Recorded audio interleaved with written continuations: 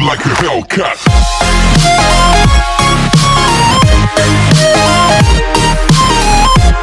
Bonjour à tous et à toutes, c'est Black Cassis. On se retrouve aujourd'hui sur le second épisode du Let's Play sur Civilization 5, le Let's Play Raconte-moi une histoire.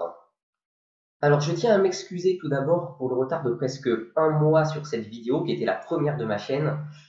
J'ai eu un souci avec le jeu, c'est-à-dire que lorsque j'ai voulu le relancer pour ma deuxième vidéo, malheureusement il me manquait des fichiers .dll. Donc pour ceux qui connaissent ces fichiers, vous savez à quel point c'est problématique de les récupérer.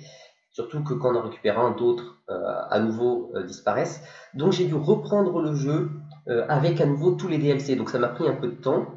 Et puis comme la série, ça faisait un petit moment, j'avais commencé d'autres séries, j'hésitais à la reprendre. Puis j'ai eu des commentaires qui m'ont demandé de faire un second épisode sur cette série. Donc ça me fait plaisir déjà.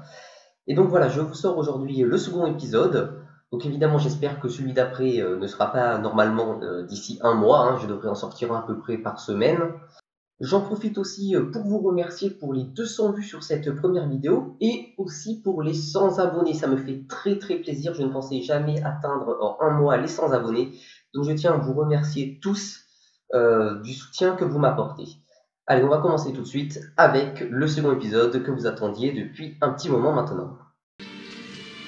En 2560 avant notre ère, les explorateurs français ont atteint les frontières nord du territoire dans les grandes plaines gelées au milieu de la mer de glace. Les conditions devenant difficiles, ils rebroussent chemin. 40 ans plus tard, la découverte des terres au nord-est du territoire continue, et les soldats éclaireurs français longent les frontières sud de la cité-État de Florence, découvrant de vastes plaines offrant la possibilité d'y travailler la soie.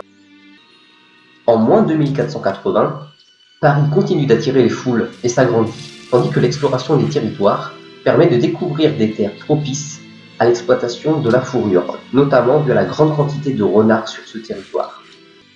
Napoléon met en place une caravane marchande en moins de 1440 pour développer le commerce ainsi que les relations avec la cité voisine de Kaboul.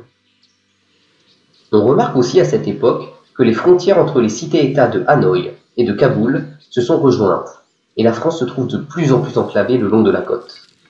Les années suivantes se passent calmement et les troupes françaises restent prudentes, évitant les combats avec les tribus barbares. En 2320 avant notre ère, la France découvre l'écriture et quelques années plus tard, la France s'empare de territoires enfermant une ressource de valeur, l'ivoire.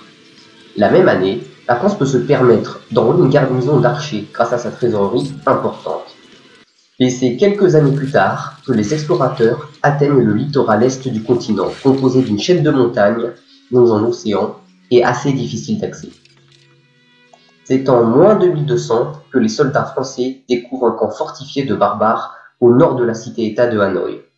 Napoléon décide de les éradiquer, et la victoire sera totale et sanglante. Il sera par ailleurs découvert des prisonniers retenus par ces tribus barbares, des citoyens de la cité-État voisine de Hanoï. Le jeune État français décide de les rendre à cette cité-État de Hanoï, augmentant considérablement son influence sur cette cité-État. Les années suivantes, les explorateurs français découvrent des ruines où résidaient quelques habitants perdus. Ces habitants décident de s'installer à Paris, qui voit sa population une fois de plus croître grâce à cette immigration. À l'est, un autre camp barbare est découvert et les archers français se tiennent sur leur garde, prêts à intervenir si besoin. En moins de 1080, les premiers colons français apparaissent dans la capitale. Napoléon prévoit de fonder donc une seconde ville d'ici peu. Cette année-là, la construction pharaonique d'un temple d'Artémis est lancée à Paris. La France entend bien éclabousser ses voisins avec sa culture. L'exploration continue toujours au nord de Florence. Nous venons de traverser ensemble 500 ans d'histoire sur l'Empire français. Napoléon fait face à une stagnation de son empire, due à l'enclavement de la ville de Paris. La France accumule du retard.